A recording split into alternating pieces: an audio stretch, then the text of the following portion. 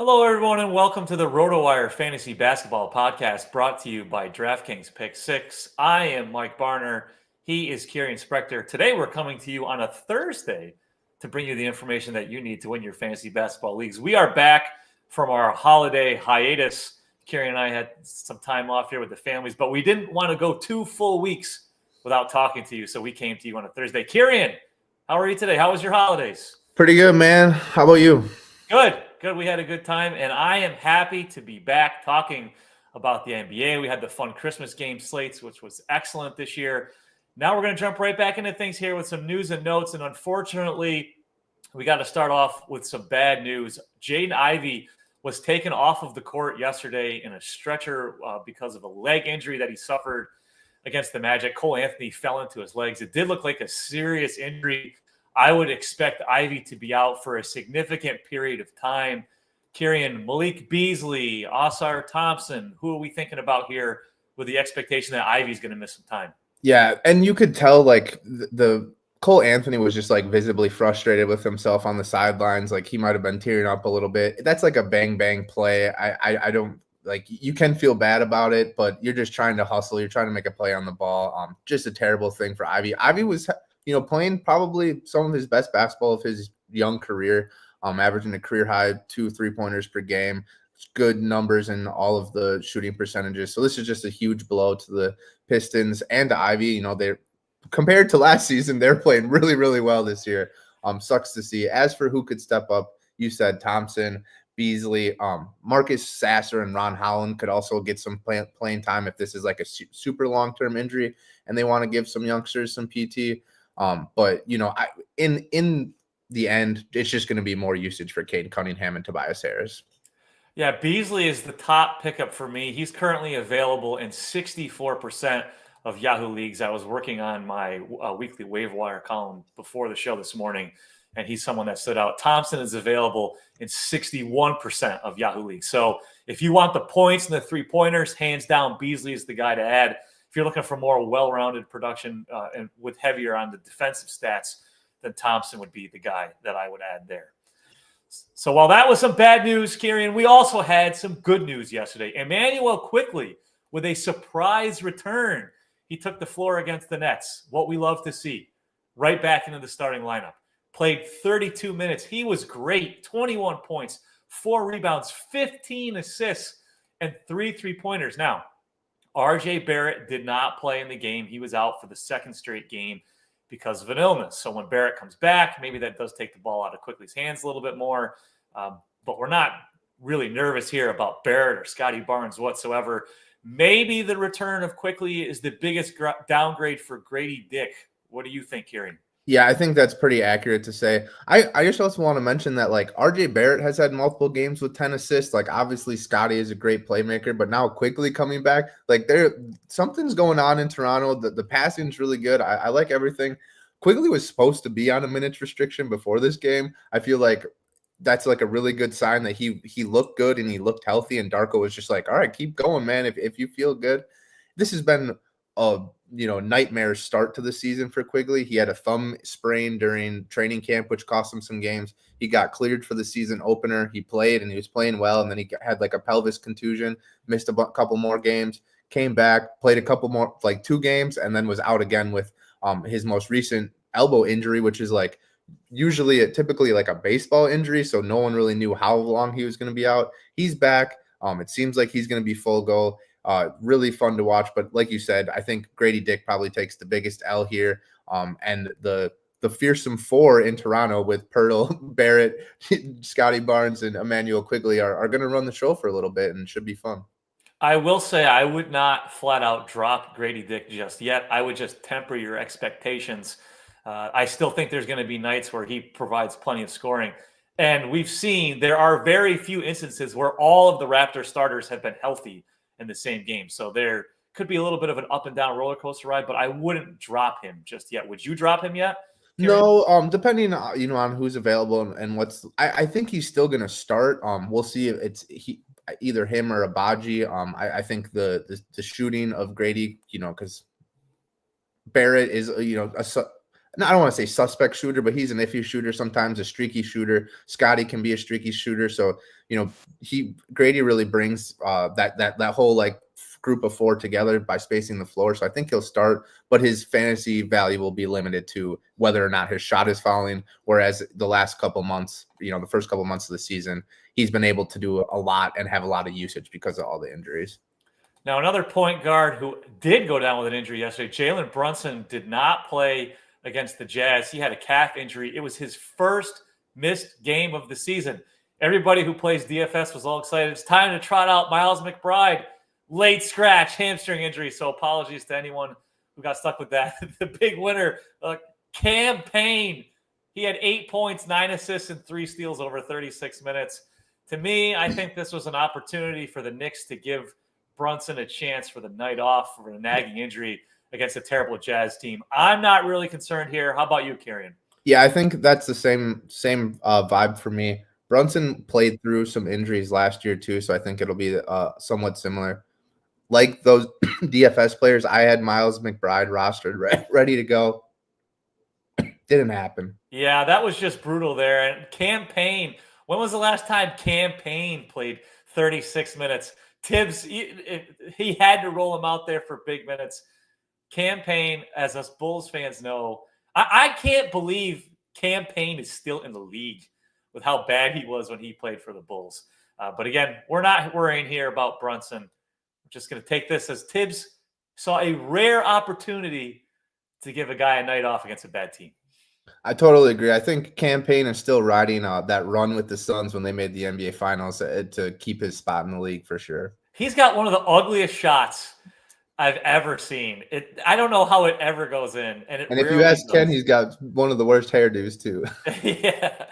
All right. Another superstar who did not play yesterday, Jalen Johnson, shoulder injury. That was a surprise. He was a late addition to the injury report in the afternoon yesterday. He did sit out. It was only his third missed game of the season. Hopefully it is not a long-term issue. The Hawks next play Friday against the Lakers. DeAndre Hunter had 20 points with Johnson out yesterday. That's not really abnormal for him. He's been scoring around 20 points on a nightly basis. Ricochet, he played 32 minutes. That's a little bit more for him than usual. He did score 13 points. Again, I don't think this is a long-term issue. We're not really worried about Johnson right now, right, Kirien? No, it is a wait and see. Obviously, he's been a top-tier player this year, so there is a lot of, caution and, but for now, definitely and anticipating him back in the lineup soon. His last two games were both missed, or his last two missed games were both against Denver, which sparked a lot of Hawks Twitter speculation that he's trying to duck Jokic. I don't think that's the case. I totally expect Johnson to be back in the lineup soon and hopefully to save some of my fantasy teams this week. As someone who was excited to take Hawks +6 yesterday, that late scratch on Johnson did not sit well with me. Now, Keegan Murray, he did not play yesterday against the 76ers. He had an ankle injury. Keon Ellis started in his place. He played 38 minutes, big minutes, 9 points, 3 3-pointers, 4 steals, and 2 blocks. Some concern here with Murray, not necessarily because of the injury, but because of his production. He has scored 10 or fewer points in 5 of his last 6 games. He is averaging just 11.6 points per game for the season. Well, you also don't like to see terrible efficiency, shooting 41.3% from the field, 28.6% from 3. Even when he's healthy, Kirien, are we rostering Keegan Murray in 12-team leagues? As long as Fox, DeRozan, and Sabonis are healthy, I just don't think that Murray is really going to be able to put up strong fantasy production, which he had been able to, at least solid production in his first 2 seasons. I'm mostly looking at his 3-point percentage. He shot 41% from deep as a rookie. That fell to 36% last year. Now, like you said, he's at 28.6, 29%. That's not a good trend for a guy that most of his offensive production is going to have to come from spacing the floor because he's not going to handle the ball a lot with those other 3 guys in town. Yeah, I'm okay with dropping him. Yeah. If you're in a 12-team league and maybe you are one of the lucky ones that's not dealing with a lot of injuries right now, if you need a roster spot, I'm okay with dropping him. If you do have the spot and there's nobody exciting on the waiver wire, I would hold on to him. But, Fox, Sabonis, and DeRozan, have traditionally been some of the healthier players in the league. Yep. So that also does. It's not like he's playing with, guys that are hurt it's not like he's playing with Kawhi Leonard and Joel Embiid. He's playing with guys that traditionally don't miss games. It could be an uphill battle here for Keegan Murray. Now, another player who suffered an injury yesterday, P.J. Washington, a right knee sprain against the Rockets. He did not return to the game. Maxi Kleber ended up playing 30 minutes. He scored 5 points, 4 shot attempts. He is a non-factor offensively. So, if Washington misses time, who are we excited about? Maybe Najee Marshall? Yeah, Najee's had some flashes early in this season. Right now with Luka out, I'm the only guy I'm trusting for like consistent, strong fantasy production is Kyrie. Obviously there's the Spencer Dinwiddie dart throws, Klay Thompson dart throws, Najee Marshall dart throws.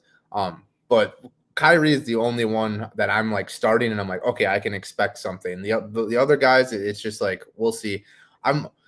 When Kyrie and Klay both missed along with Doncic, Jaden Hardy got some PT. Jaden Hardy is a guy that, like, if he can carve out a 25-minute role while Luka's gone, like, that's kind of intriguing. But also that's just kind of like a mystery box, right? Like, it's only intriguing because we don't really know what could happen, not because he's definitely going to produce well. So, like I said, Kyrie is probably the only Dallas Maverick I'm trusting right now.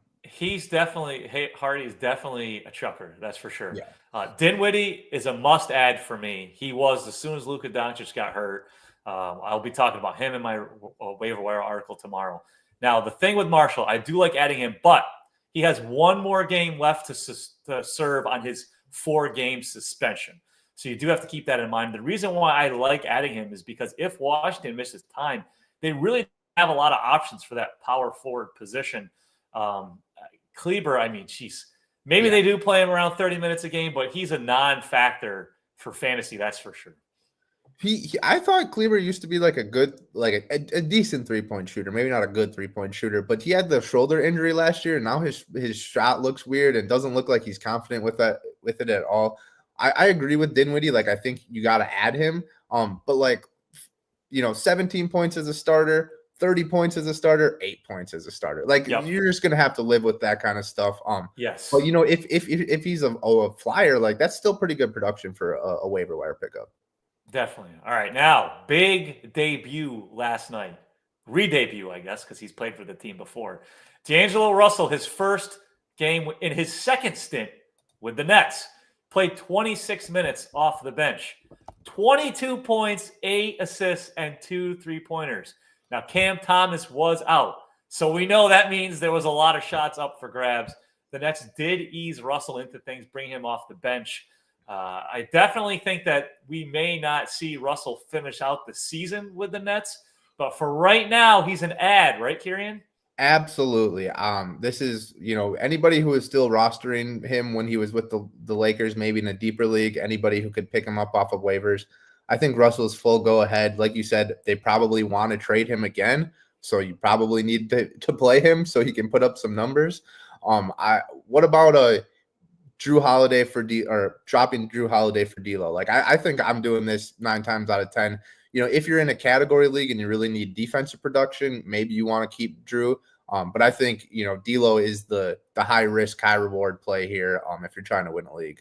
Yeah, I'm definitely okay with it. And then maybe what I would consider doing is if you get a week of really good games from Russell, maybe you can trade him and get something because, man, I'd be nervous about holding him we're only about a month away from the NBA trade deadline, which we're going to talk about a little bit later in the show. So just keep that in mind. If you do add Russell, it might be just for 2 or 3 weeks of production. Still take it, but just keep that in mind. Now, one more bit of news here, and it's some good news. Paolo Banchero went through light contact work at practice on Tuesday. So maybe we're about a week away from him returning. The Magics do have 2 back-to-back sets coming up. They play Sunday against the Jazz at home, and then Monday at the Knicks. Another back-to-back set. Thursday against the Timberwolves, and then Friday against the Bucks. That Timberwolves game is the first of a 3-game homestand. So I think the end result here is we get him back, Banchero back soon. Maybe they wait to do it at home maybe that Timberwolves game is the target because they probably won't need him against the Jazz on Sunday. I don't know if they'll bring him back on the road against the Knicks, but either way, Kirien, we could be getting Banchero back here within the next week or so. That's big news for those that have been sitting him on their injured list. Yeah, absolutely. If anybody has been tuning into the show or tuned into the show early in the season, you know how much I love Banchero. He only played 5 games this season, but he was putting up superstar type numbers: 29 points, 9 boards, 6 assists, over 2 made threes per game. I've called Banchero LeBron light in the past. Like that's how highly I think of this guy. Like I think he could be easily a top 10 player in the league in the next couple of years. So really excited to get him back on the court. You know, you got to, with an absence like this and a guy of this star caliber, you got to anticipate some restrictions, especially because the Magic have been able to win quite a few games without him. I wouldn't expect them to, throw him right into a 40-minute role. That said, if he is playing, he's got to be in your fantasy lineup. Exactly. All right. So we love holiday themes. Okay. We've done the Thanksgiving stuff. We did a Festivus thing. So we're going to talk about some fantasy basketball New Year's resolution. But before we do that, let's hear a word from our good friends at DraftKings Pick6. Pause. Here at RotoWire, we're proud to be partnered up with DraftKings Pick6 this NBA season. Think your team will score more than 100 points tonight? How about your favorite point guard making more than 4 3-pointers? Check out DraftKings Pick6, the newest way to play fantasy basketball and win cash with DraftKings. Here's how it works. All you got to do is pick 2 to 6 players of the same sport and choose if they'll have more or less of a given stat. So for hoops, we're talking points, assists, rebounds, etc. Lock in those picks. Compete against opponents for your shot at huge cash prizes. Go download the new DraftKings Pick6 app right now and use our code ROTOPICK, ROTOPICK. That's code ROTOPICK for new Pick6 customers. Play $5, get $50 in Pick6 credits guaranteed. Gambling problem? Call 1-800-GAMBLER. Help is available for problem gambling. Call 888-789-7777 or visit ccpg.org in Connecticut. Must be 18 plus. Age and eligibility restrictions vary by jurisdiction. Pick6 not available everywhere, including New York and Ontario. Void where prohibited. 1 per new customer. Bonus awarded as non-withdrawable Pick6 credits that expire in 30 days. Limited time offer. See terms at pick6.draftkings.com/promos. Thank you again to DraftKings Pick6 for sponsoring the RotoWire Fantasy Basketball Podcast. And now it is time to discuss our New Year's resolutions. No, we're not talking about eating less chocolate or exercising more, eating more fruits and vegetables. I'm not going to eat more fruits and vegetables. I don't care what day of the year it is.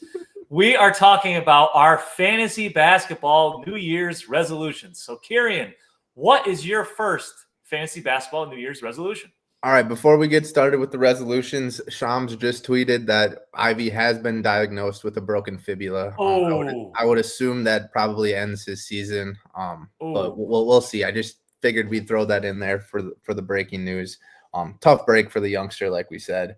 My first New Year's resolution is I am not going to overreact about one night of games. I am notorious for, like, on a Tuesday being like, oh, well, this week is over, or oh, this season is over, or this player needs to be traded.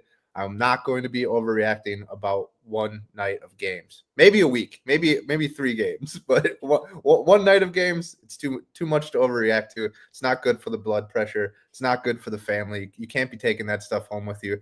You just got to take the week in total, analyze everything, and go from there. Yeah, because you never know when you'll get one of those weird Javon Carter games where he hits like 8 3-pointers.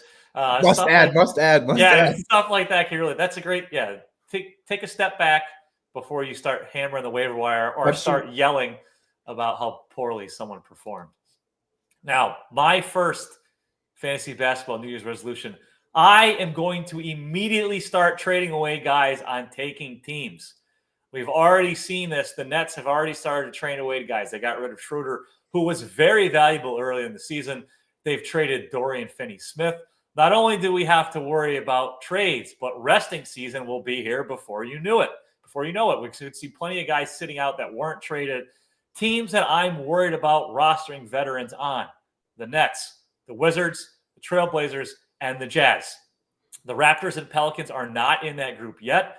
They are very close to me in that group. So guys I'm ready to trade: Jordan Poole, Lauri Markkanen, Jeremy Grant, guys like that. I would even be open to trading LaMelo Ball. I love LaMelo Ball. He has been awesome. However, we're already starting to see him miss games. He has a lot of injury issues. The Hornets stink again. We might be close to peak LaMelo Ball value right now. So what I'm doing is start sending out those trade offers. We are just about a month away from the NBA trade deadline. So cash in on those guys right now if you can. I'm totally on board with you there. I think the Pelicans are quickly becoming one of those teams. One of the worst records, if not the worst record in the NBA. They do have the worst record in the NBA currently. So I think it's very fair to put them on that list, even if Zion comes back soon, even if Brandon Ingram comes back soon. We don't even know if Ingram will be a Pelican when he does suit up next, but definitely totally fair. We had one question about Markkanen, which I wanted to bring that up because you brought him up. Markkanen, would you drop Markkanen for Quickley at this point? They're both teams that were probably on your tanking list, so I thought that would be a good question. Yeah, that's a tough one. Obviously, we're talking about a pretty shallow league here. Yeah. If Markkanen's even a drop and if Quickley is available. Now, I know he was dropped in some leagues, but he was picked up in a lot of them simply because we had gotten some reports that he was nearing a return. We didn't think he'd come back yesterday, but he was closing in. I guess I'm okay with it, but I think they're pretty much the same. I mean, Quickley, we're talking points league, so Quickley's got more upside there simply because he could rack up a lot of assists. Markkanen has been a pretty big disappointment, and I think the Jazz are really determined to try and get that number one pick in the draft. I don't think we're going to see hardly any of Markkanen down the stretch. So I would be okay with it. I don't think it's a must move, but I'm okay with it. I totally agree there. I'll make it quick. I think Quickley just has a higher upside because he's a youngster that, is finally going to get a chance to have an elevated role in his first full season with Toronto. So I think they're going to at least give him that chance. While, like you said, Markkanen may be rested, blah, blah, blah, so that they can tank. I think Quickley he's going to get this stretch of 20, 25, 30 games where he's full go and they see what they have in him. Moving on, sticking with, the tanking teams, I'm going to my guy, Zion Williamson. I will not be drafting Zion Williamson this year. You could have probably done this last year or the year before. I got suckered into it. Anybody who listens to this knows how much I talk about games played, right? Well, I got suckered in to Zion playing 70 games last year, and I was like, hey, look, this new NBA rule of they got to play X amount of games to be eligible for first-team All-NBA, that motivated these guys that were, had some minor injuries, sat out a bunch of games. Like, they're not going to be sitting out weeks anymore. Zion played in a lot of games last year. He's going to play in a lot of games this year.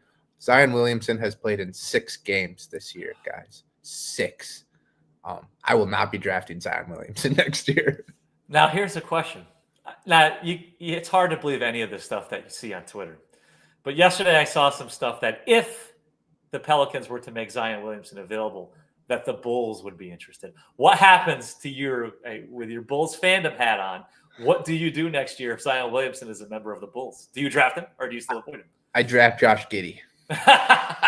What if he's not on the team either? They don't want to play him either. I can't. I don't care who Zion Williams is playing for. I can't draft him. I need people in my starting lineup. I need them playing games. Everyone likes to talk about Mikal Bridges. Oh, he's not playing as well. They traded 6 first-round picks. That man has played every game. I don't have to worry about him. I just put him in my starting lineup, and I take home my 3rd-place trophy, my 2nd-place trophy, because that's how you make money in fantasy. You play guys that play consistent minutes. I looked at the Zion Williamson thing all during draft season, like every day last year. I was like, 70 games. Wow, like that's so surprising for a guy like him. Nope, absolutely not. Can't trust it. I talked about guys that we want to trade before the trade deadline. However, I will not sell high on Tyler Herro. This man is having a fantastic season. He's averaging 24.3 points, 5.6 rebounds, 5.2 assists, and 4 3-pointers a game. Those are all the highest marks of his career. He's also shooting 47.8% from the field and 85% from the free throw line. So he's been awesome with his percentages. Why I'm not selling high on him? Yes, these are all the highest numbers of his career. However, he has averaged at least 20 points, 5 rebounds, 4 assists, and 2.7 3-pointers in each of the last 3 seasons. Now, will all of the Jimmy Butler drama, will he be traded, will he not be traded? I think regardless, his time with the Heat, whether it's this season or next season, is coming to an end.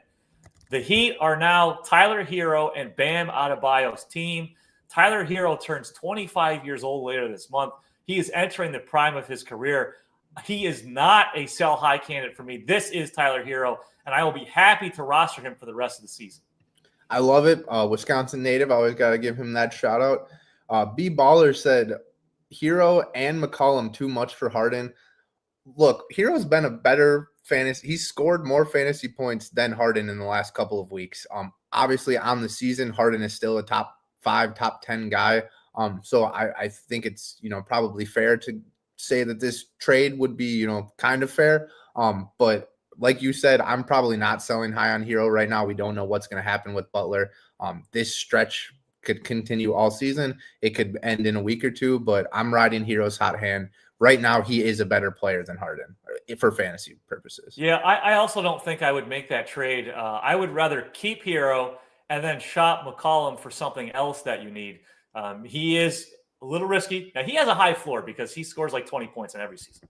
The only risk that comes with him, I don't know if he's going to be traded. So the only risk that would come with him is, does he get benched if the Pelicans are still have one of the worst records in the league towards the end of the season, which they probably will. So I would just try and trade McCollum in a separate deal and keep Herro. All right, what's your next fantasy basketball New Year's resolution? Your next and final one, Kirien. All right. I will not trade Josh Hart this season. Like you are not trading Tyler Herro. Josh Hart, early in the season, we had a $180 budget in my biggest league, 16 teams. I got Josh Hart for $6. And, this whole season, I'm like, I've already gotten enough production for that $6. I can sell now. I can, get a quality player, maybe a superstar caliber player, because that's the type of player Josh Hart has been. But I'm past that now. I'm just riding the Josh Hart train all the way to the fantasy playoffs. Fingers crossed.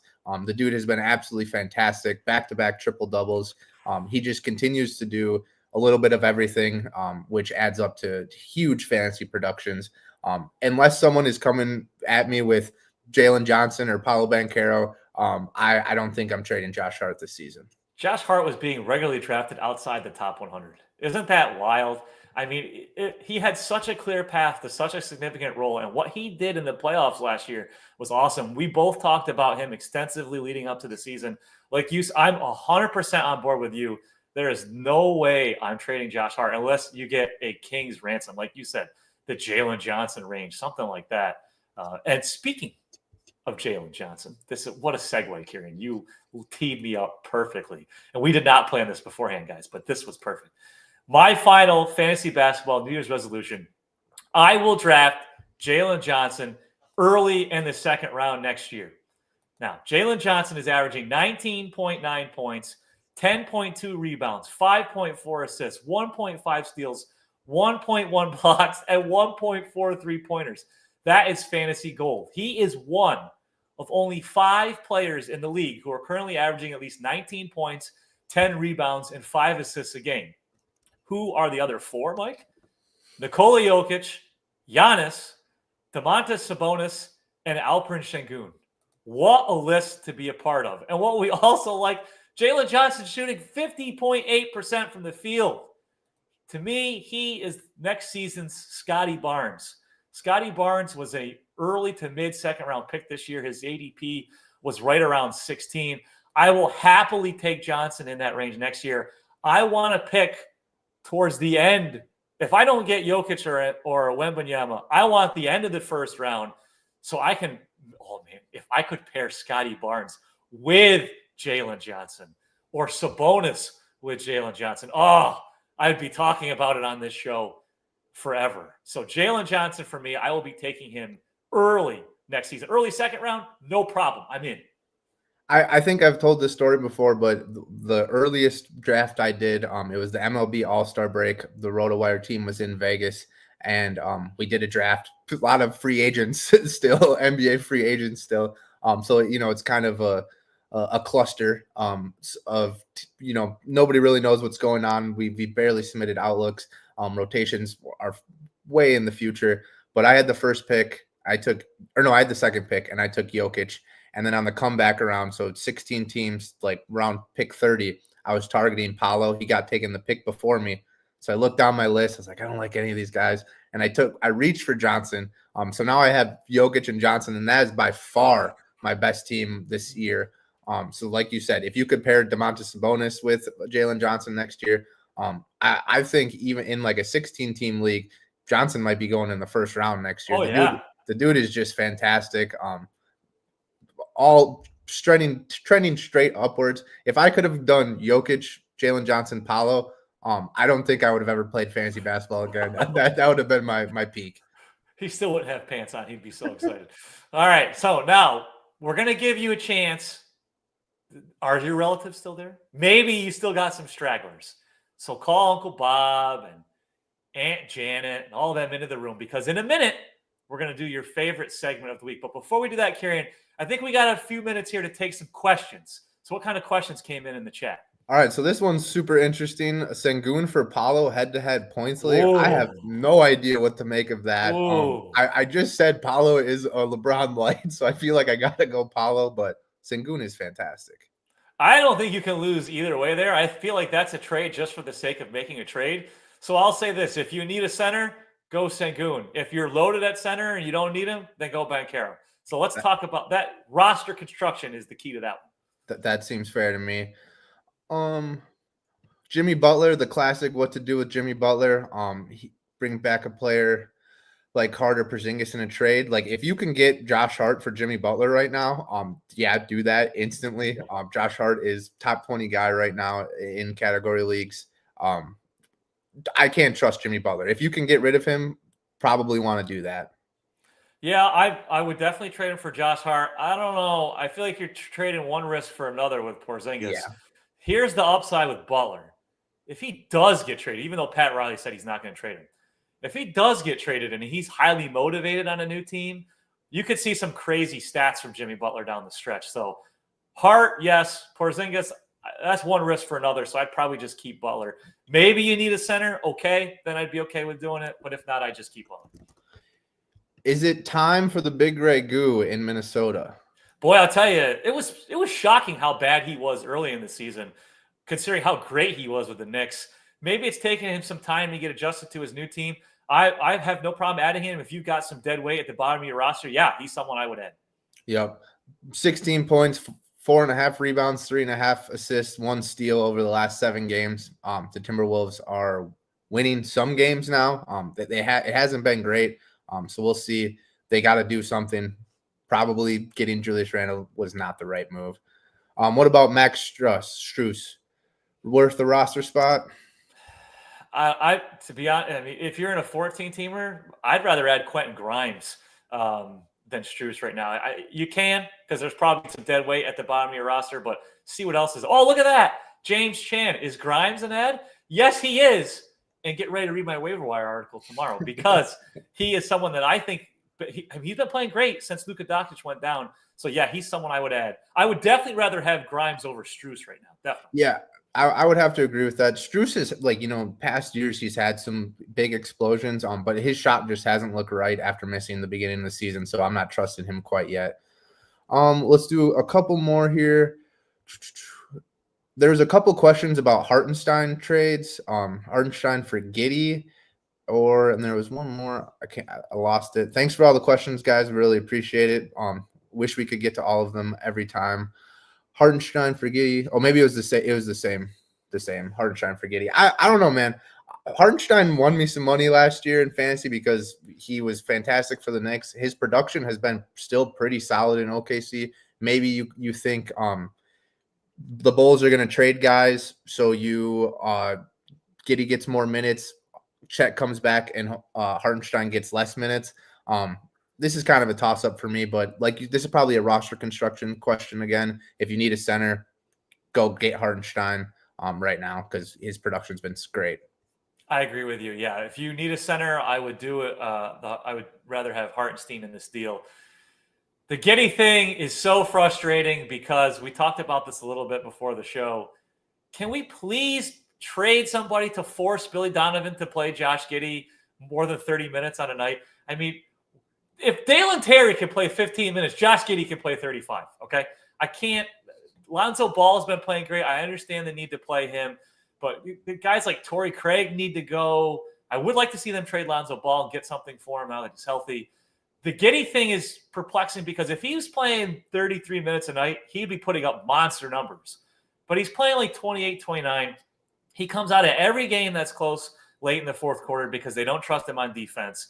The Bulls need to see what they have and play Giddey more until we see them trade some guys, which they may or may not do. He's risky. So, yeah, Hartenstein if you need a center. All right, and then just quickly, this is a pretty deep league cut. Noah Clowney a drop, 14 teams. Look, like the Nets are going to have to give Clowney some PT. He got hurt in this last game yesterday, so we'll see where that is. Sam Hauser struggled mightily from deep. He had a back issue. Now he's healthy. He's making some threes. Casey Wallace. I think Clowney by far has the highest upside here. If you need threes, though, I wouldn't mind dropping him for a Hauser or Wallace cut. Yeah, Clowney got hurt last night too, so we don't know what kind of an injury we've got there. But you're 14-team league, you're dart throwing at that time, so I'd be okay with dropping him and picking up whatever hot guy can help you with the schedule. All right, so we're going to keep going long on these questions because I like them. There's some added info to the Sengun for Paolo. He also has some Sabonis. So this is a battle of riches here. I think I would be fine making the trade for Paolo then. That seems like a pretty good team to me. Here's what I would do. Let it sit in your inbox for a couple of days. Get a couple of days closer to Banchero returning. Milk out 1 or 2 more games from Sengun before you make that trade. Tell the guy you're busy. You got family over. Uncle Bob just won't leave. He's still here. He's eating all your Cheetos. I love it. All right. Well, this is the final one. There is no way I'm making this trade for Giannis. I love Giannis. He could be, I think SGA is the MVP front runner right now. Jokic is probably, you could say Giannis or Jokic is a battle for the 2 spot. But Jalen Johnson and James Harden are 2 top 20 guys right now. I think that's you're way overpaying for Giannis in this situation in a points league. What about you, Mike? 100% cannot trade Jalen Johnson and James Harden for Giannis. Love Giannis, but man, those 2 guys, you'd have to get Giannis plus something. And it'd have to be, if not plus Quentin Grimes. Okay, it'd have to be plus something really good. Maybe plus Josh Hart.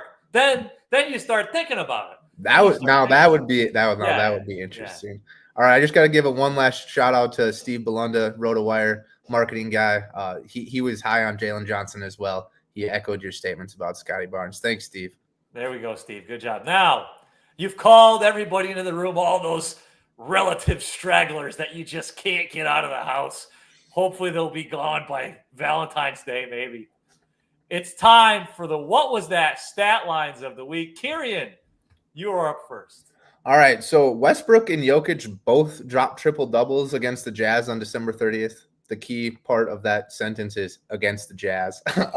But as a start of this season, Westbrook is averaging 14 points, nearly 9 assists, 6 boards, 2 steals.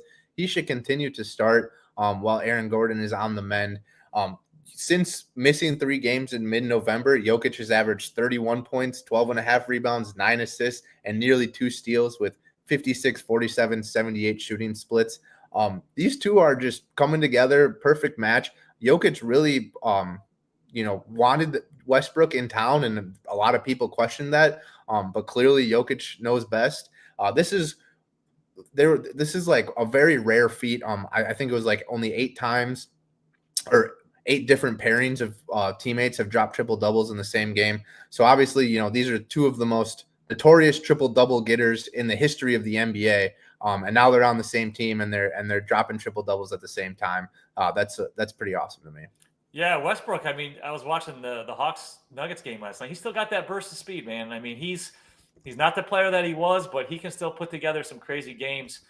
Great. What was that stat line of the week? Now, we talked about the Bulls a couple of times, but we didn't have our official Bulls minute. So how about we combine the Bulls minute with my what was that stat line of the week? Man, this is going to be a big one. December 30th, marquee matchup, Bulls Hornets. I know you all watched it. The game went to overtime. The Bulls and Hornets combined to take 103 3-pointers. That is right, 103. 103 3-pointers. The Bulls won that game 115 to 108. Now, you said, Mike, 103 3-pointers. What do those stats look like? The Bulls shot 18 for 60 from behind the arc. That is 30%. The Hornets shot 10 for 43. That is 23.3%. Some individual shooting lines. Kobe White, 1 for 11 from 3. Josh Giddey, 1 for 9 from 3. Miles Bridges, 2 for 13 from 3. Oh, those are ugly. However, there was some good. Patrick Williams, 5 for 10. Torrey Craig, 5 for 7. 21 minutes off the bench, 5 for 7. Torrey Craig. Now, the Celtics have attempted the most 3-pointers per game in the league. The Bulls have attempted the second most. The Hornets have attempted the third most. 103 3-point attempts a game in one game. What was that? That was wild. It was an ugly game. My two favorite broadcast teams, I had to pick between the Bulls broadcast and Eric Collins on the Hornets. I'm a Bulls fan. I still picked the Hornets broadcast. It was awesome. When Miles Bridges hit that 3-pointer to force overtime, he went wild. It was an ugly shot. It was fantastic. What a game. I know you all watched it as you were preparing for New Year's Eve.